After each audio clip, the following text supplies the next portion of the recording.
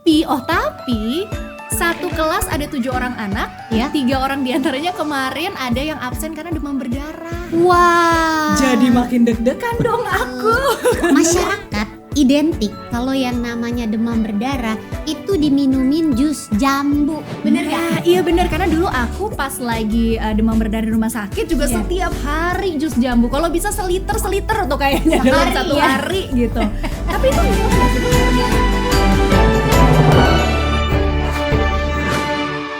Halo Mas, apa kabar? Ketemu lagi di Keluarga Siaga Podcast. Kita udah episode ketiga loh, luar biasa ya kan? Pokoknya di sini Lifeboy akan membantu moms semuanya untuk bisa mendapatkan informasi tentang kesehatan.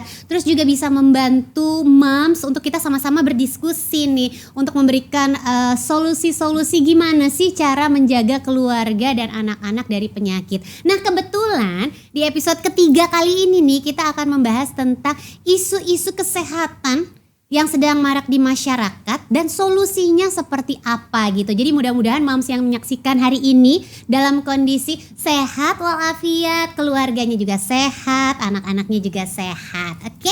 Dan jangan lupa juga dong sebelum kita mulai obrolan pada pagi hari ini ya, di-follow coba Instagramnya Lifeboy di @lifeboyid. Nah kalau udah jangan lupa juga di subscribe YouTube channelnya Keluarga Siaga Podcastnya Lifeboy ini. Karena nanti kalau misalnya kalian sudah subscribe, udah nyalain loncengnya, kalau ada info-info update dari kita kan langsung bisa tahu ada informasi kesehatan apa lagi nih ya kan.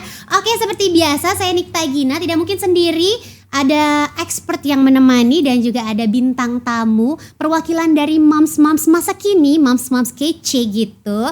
Dan kita bertemu lagi mungkin kalau misalnya moms ngikutin nih ya Keluarga Siaga Podcast dari episode 1, kita ketemu lagi sama Profesor Dr. Zubairi Jurban, spesialis penyakit dalam, konsultan hematologi, onkologi, medik, Vinasim. Halo Prof. Suka kadang-kadang kepleset ya tiba-tiba dok. Prof. Iya benar. Sehat ya Prof? Hari ini Tapi alhamdulillah. kalau saya di praktek saya bilang aku di sini dokter bukan profesor. Profesor kan kalau ngajar. Oh gitu. Jadi dipanggilnya ya Prof atau Ya, dok ya terserah sama aja ya Prof ya gak apa-apa tuh kan mau keselibet lagi deh aku. Dan juga ada Moms Kece yang hadir, ada Concita Caroline. Halo Moms Gina, Moms semua, apa kabar? Luar biasa. Aku tuh ketemu Concita dari zaman masih ABG, masih kece Iya, banget. Sekarang ya tiba-tiba ampun. udah punya anak, tapi masih gini-gini aja ya. Dari zaman masih dianterin sama mamaku kemana-mana, sampai sekarang udah jadi mama-mama juga Bener, akhirnya ya. tapi masih dikawal sama bunda ya. Masih, itu kebetulan ada. Wah, ada bundanya. Aduh, kok mama aku nggak gitu ya? Zaman kita dulu masih ABG, mama aku juga ikut menemani, tapi sekarang mama aku udah lepas tanggung jawab. Aku sebentar lagi kayaknya lulusnya. Oh gitu ya.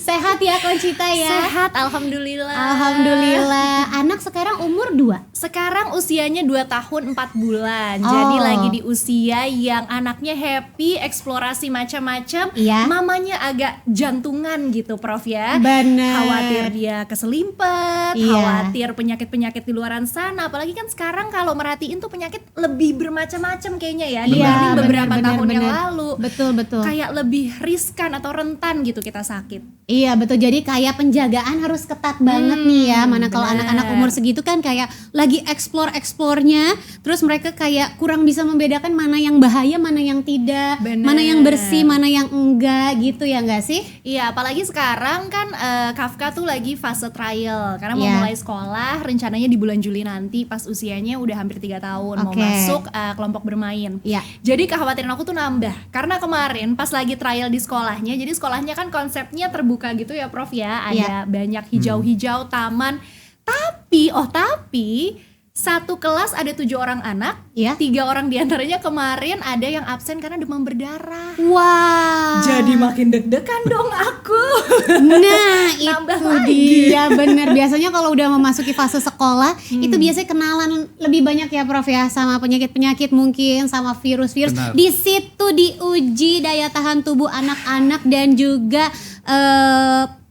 kayak bunda-bundanya juga ikut diuji gitu ya. Gimana nih cara jagain anak-anak aku supaya lebih aman gitu. Oke, ini menarik banget. Tadi Conchita kan bilang soal demam berdarah. Jadi hari ini kita akan ngomongin juga seputar demam berdarah. Karena menurut aku demam berdarah ini tuh banyak mungkin orang yang menganggap kayak ini penyakit tuh kayak ringan sih, tapi enggak loh gitu. Bahkan bahaya yang terfatalnya menurut aku adalah demam berdarah ini juga bisa menyebabkan kematian. Bener ya Prof ya? Benar. Pada tahun lalu Ya. dari Januari sampai Oktober itu ada 853 yang meninggal karena demam berdarah. Wow, banyak itu Prof. Kasusnya sekitar 90.000 lebih. Oke. Jadi memang masih menjadi masalah. Kalau tadi ada teman dari anaknya yang 3 demam berdarah, minggu yang lalu saya ngerawat ibu-ibu Demam batuk, panas, ya jangan-jangan COVID, jangan-jangan bronkitis, tapi ternyata demam berdarah. Demam berdarah. Nah itu karena si demam berdarah ini juga gejalanya menyerupai gejala-gejala penyakit lain, infeksi Persis, virus ya. pada umumnya gitu. Jadi kadang-kadang kita tuh suka nyaru gitu, ini sakitnya sakit apa sih gitu. Nah mungkin kalau buat moms-moms macam kita gini kan worry-nya suka berlebihan ya. Banget. Kadang-kadang anak-anak nggak kenapa-napa tapi kayak astagfirullah anak aku kenapa, suka gitu ya kan. Padahal sebenarnya kayak nggak apa-apa sih gitu. Tapi kalau untuk kasus demam berdarah kali ini mungkin moms boleh khawatir, tapi jangan hanya sekedar khawatir aja, at least tahu bagaimana cara penanganan si demam berdarah ini gitu ya. Mungkin kita akan ngobrol lebih lanjut tentang demam berdarah sama Prof Zubairi. Jadi sebenarnya si demam berdarah ini itu seperti apa sih Prof? Banyak moms mungkin di luaran sana yang bilang bahwa demam berdarah itu asalnya yang nularin nyamuk. Iya benar, tapi kan sebenarnya ada virusnya gitu. Benar, kan ya virus, Prof. ya. Jadi bisa dijelasin kali Prof biar moms makin ngerti. Iya, demam berdarah memang penyebabnya virus. Namun virus ini untuk masuk ke tubuh kita melalui vektor, melalui nyamuk. Nah, nyamuknya nyamuk tertentu, Aedes aegypti, dan ternyata virus yang satu ini sudah mendunia, artinya dari Amerika sampai Amerika Latin, Eropa, Asia, dan juga Indonesia.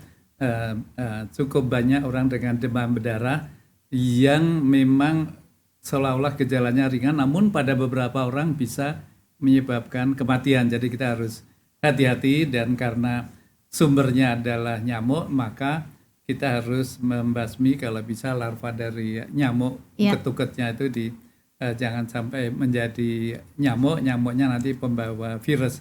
Jadi tolong di rumah dilihat itu kamar mandinya, kan ada yang sering pakai bak, pakai itu paling tidak seminggu sekali harus dibersihkan, harus dikosongkan.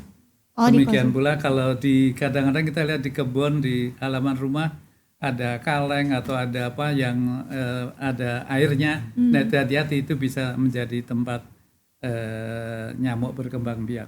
Oh oke. Jadi memang faktornya, perantaranya adalah nyamuk, tapi si nyamuk itu membawa virus dari si demam berdarah ini gitu ya Prof ya. Itu nyamuk berpetualang jauh banget loh, sampai ke Amerika Latin, itu terbang Iya, aja tapi gitu ya. hebatnya lagi termasuk aku ya sebenarnya, karena pandemi COVID ini kan seolah-olah pandangan kita terhadap penyakit itu terfokus sama COVID semua. Kayak ya. nggak ada Benar, penyakit lain gitu ya seolah-olah ya. Kayak lupa, kayak kita pakai kacamata kuda ngelihatnya COVID aja Iya, gitu. betul. Makanya tadi kaget banget, ternyata tercatat tahun lalu aja 90.000 lebih kasus untuk demam berdarah. Aduh, Makin ini di panik. rumah 3M-nya udah belum ya, ngomong-ngomong jadi kepikiran gitu. Iya benar. Tapi gimana jadinya Conchita mendengarkan tadi yang udah dibilang sama Prof Zubairi kan, bahwa demam berdarah ini jangan dianggap sepele, bahwa ini penyakit yang juga lumayan bisa berakibat fatal gitu. Jadi makin ketat kah penjagaan buat anak-anak, Harus. buat anak di rumah? Belum Harus anak-anak makin ya? ketat. Masih anak ya? Masih anak, belum Iya, anak-anak baru nih. satu ya Baru soalnya ya. satu. Oke. Satu aja udah deg-degan ya. Makanya tadi aku langsung merasa teringat gitu ya pada saat Prof bilang kalau misalnya ada kaleng di halaman yang ada genangan air, itu airnya harus sering-sering dikosongkan, dikuras.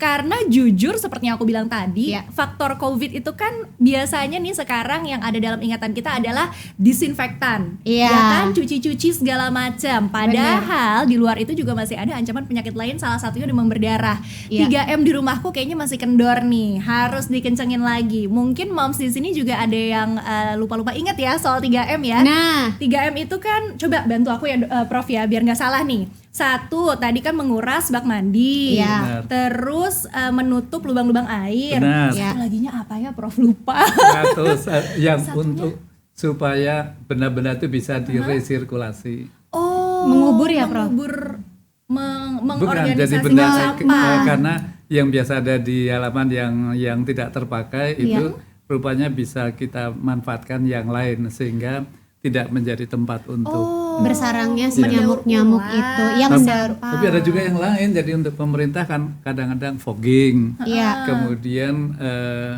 ada beberapa ikan yang makan larva itu, jadi Iya. kita bisa piara ikan itu. Dan ada beberapa tanaman yang juga mengganggu nyamuk, itu juga tanaman-tanaman hias yang tertentu bisa.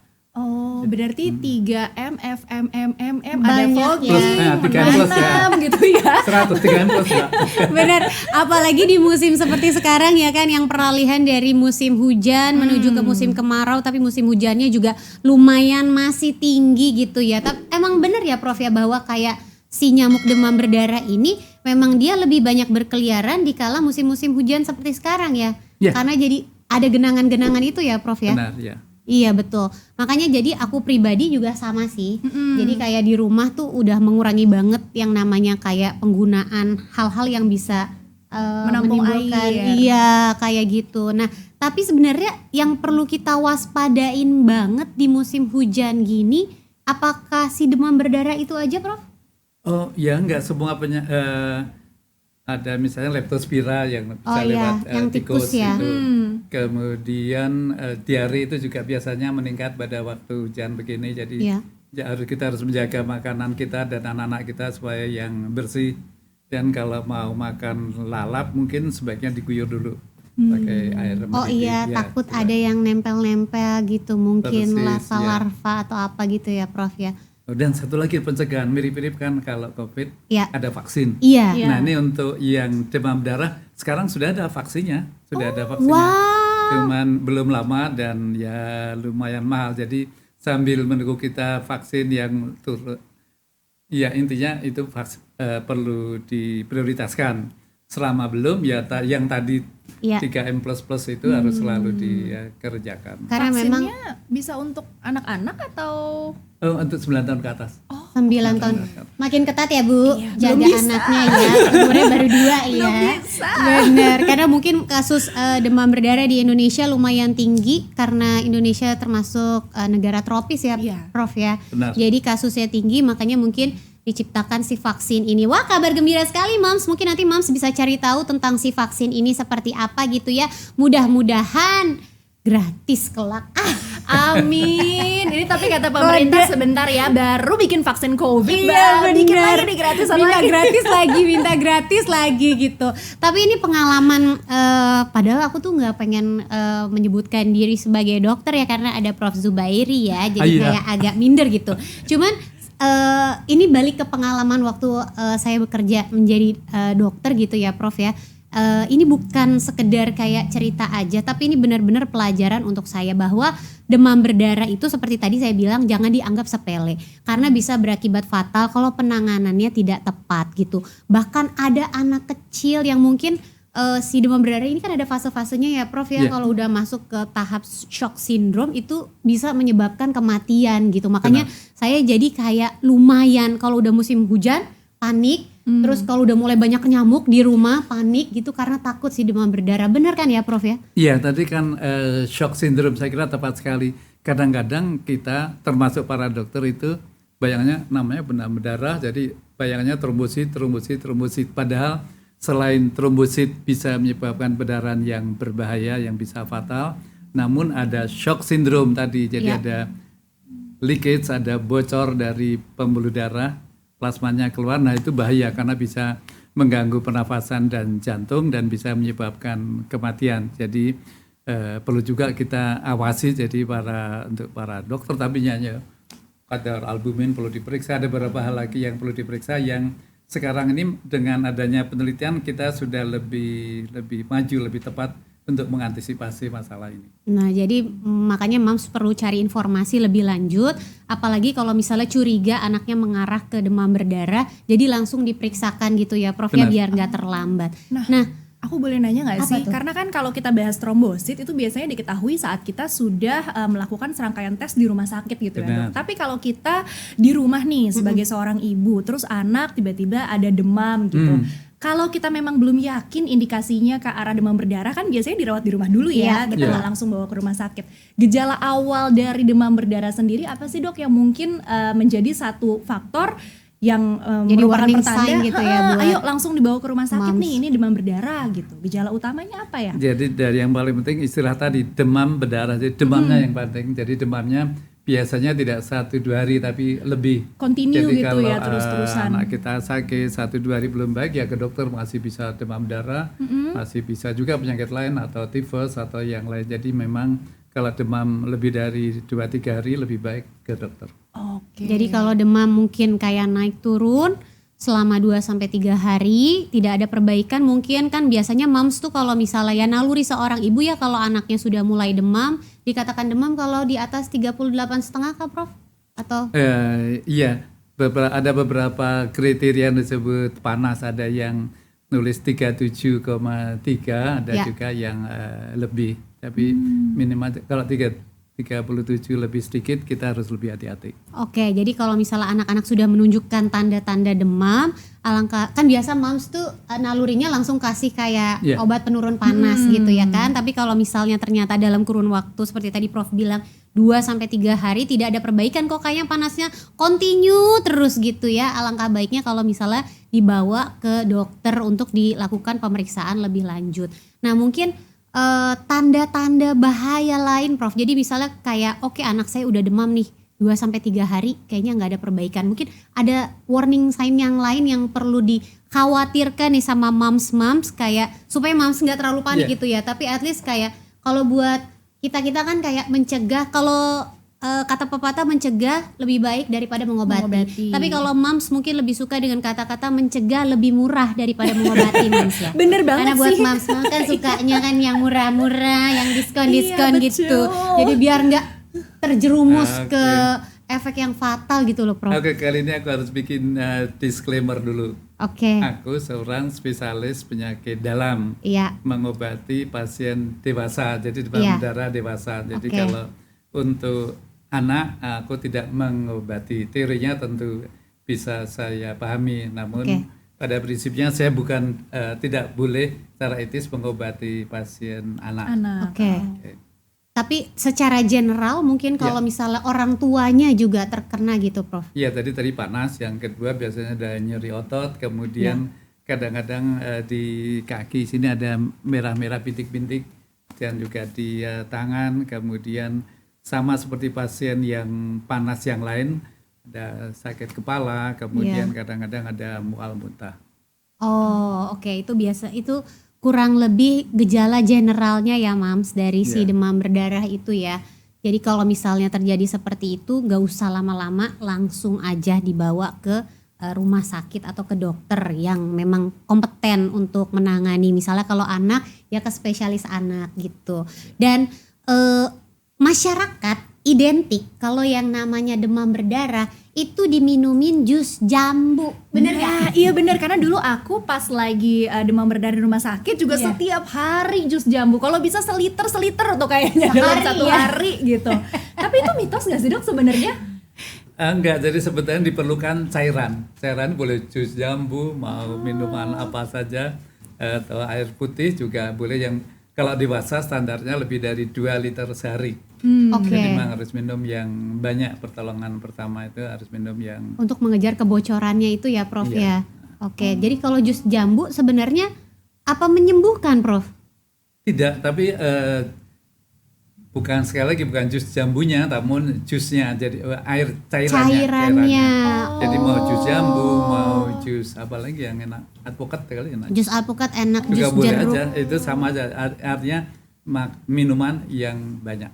Intinya adalah cairan gitu Cairan, ya Prof benar. ya. Gitu. Karena Jadi itu begitu tahu. pasien terpaksa masuk misalnya nggak baik-baik harus Iya. dirawat di rumah sakit, misalnya trombositnya kurang dari 100.000 Iya. atau gejalanya berat kan masuk rumah sakit. Obat Iya. utamanya bukan antibiotik, jangan antibiotik, namun cairan. Nah. Iya, karena ini bukan bakteri ya, Prof ya. Iya, ini bukan adalah bakteri. virus gitu. Oh, dan obat panasnya kan ada macam-macam. Iya. Ada paracetamol, ada aspirin. Iya. Jangan aspirin. Oh, Tidak boleh aspirin. baik. Karena Prof? Karena mengandung aspirin kan selain bermanfaat mengurangi panas Ya. atau nyeri, namun juga mempunyai efek antikoagulan, membuat darahnya sedikit kurang beku. Makin cair Iya, jadi lagi kalau gitu ya, trombositnya Prof. rendah ditambah obat aspirin lebih mudah berdarah.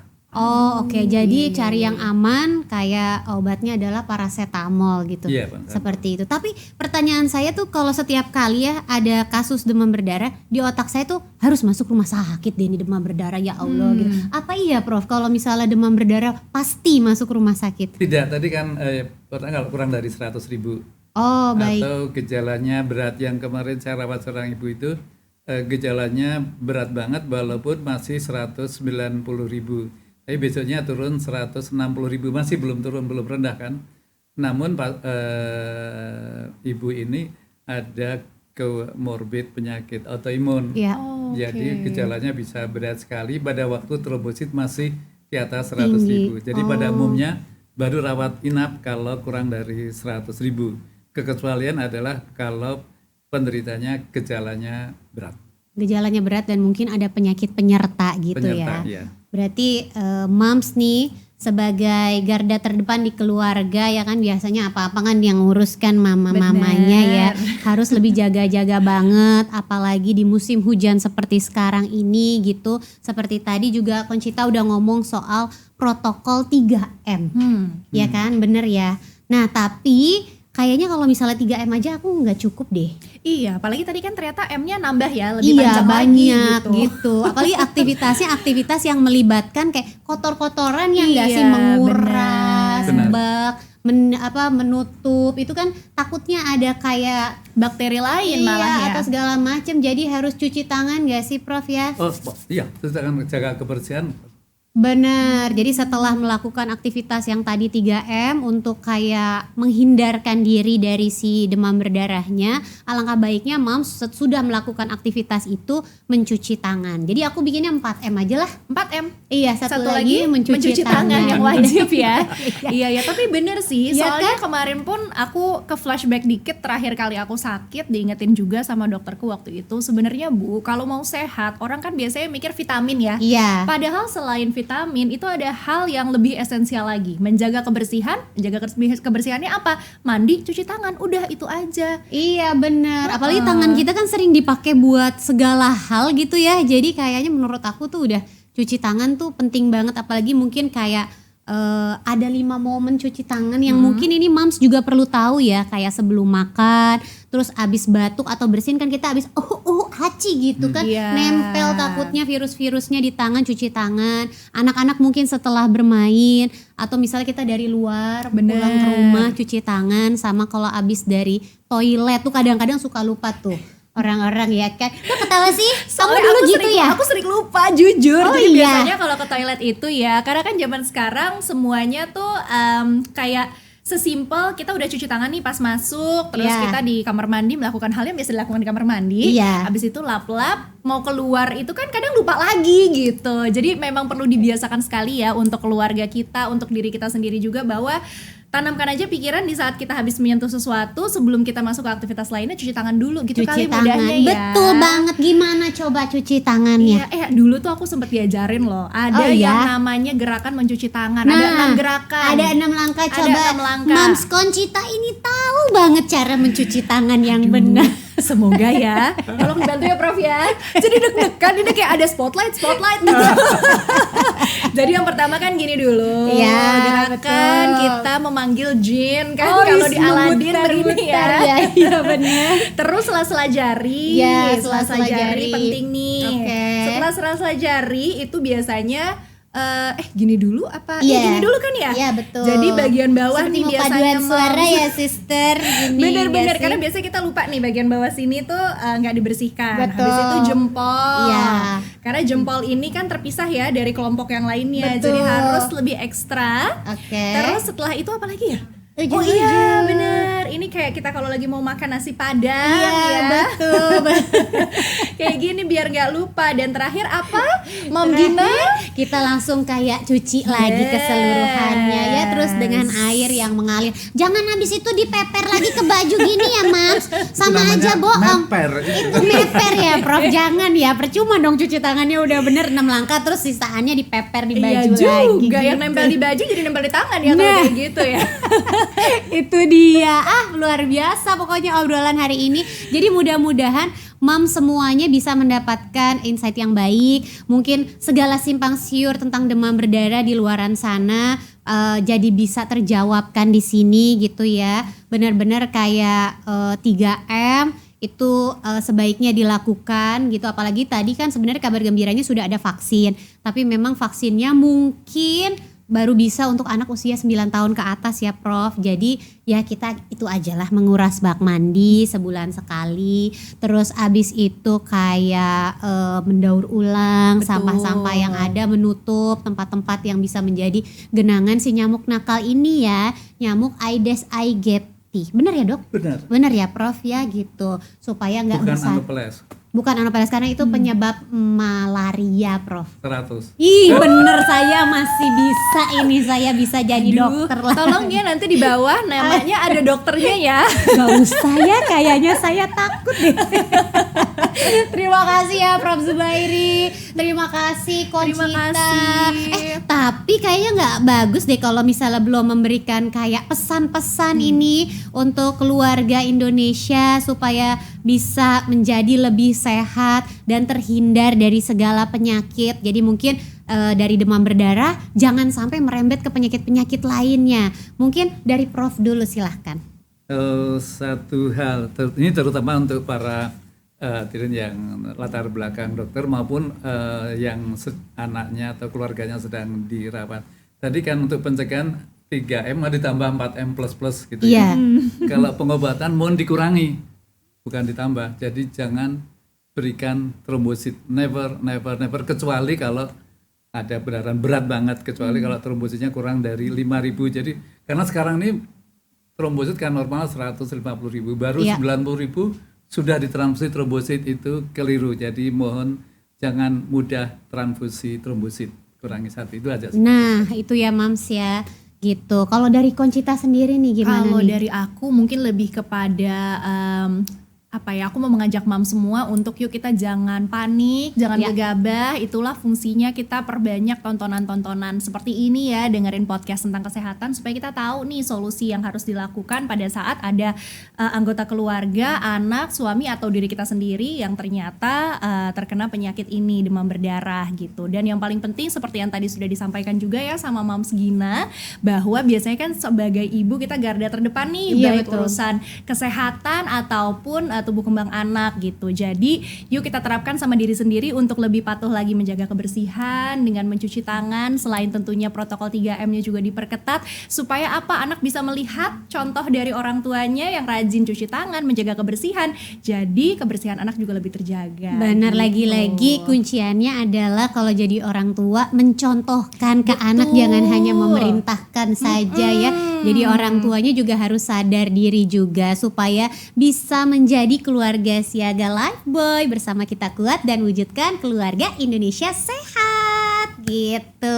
Terima kasih Prof Zubairi, ini benar-benar udah terakhir nih terima kasihnya. Terima kasih Conchita. Terima kasih. Sampai ketemu lagi mungkin ya di podcast-podcast keluarga siaga berikutnya. Dan juga terima kasih buat moms yang sudah nontonnya sampai habis loh ya. Jangan di skip-skip. Udah gitu jangan lupa di like, di subscribe, di share juga ke sosial medianya moms. Dan nanti moms yang beruntung itu bisa mendapatkan Lifeboy gratis. Dan juga ya kalau misalnya moms punya pertanyaan seputar kesehatan keluarga, ini di sini di kemasannya Lifeboy yang ini, moms bisa konsultasi langsung bersama dokter lewat aplikasi Halodoc. Nanti pakai kodenya adalah Lifeboy Halodoc. Nih, di kemasan yang ini, di bagian belakangnya ada tata caranya nih. Gimana ya? Aduh, aku kayaknya terombang-ambing, aku bingung, hilang arah dan tujuan, pengen mencari tahu tentang kesehatan keluarga, perlu konsultasi sama dokter, bisa dilihat di kemasan Lifebuoy ini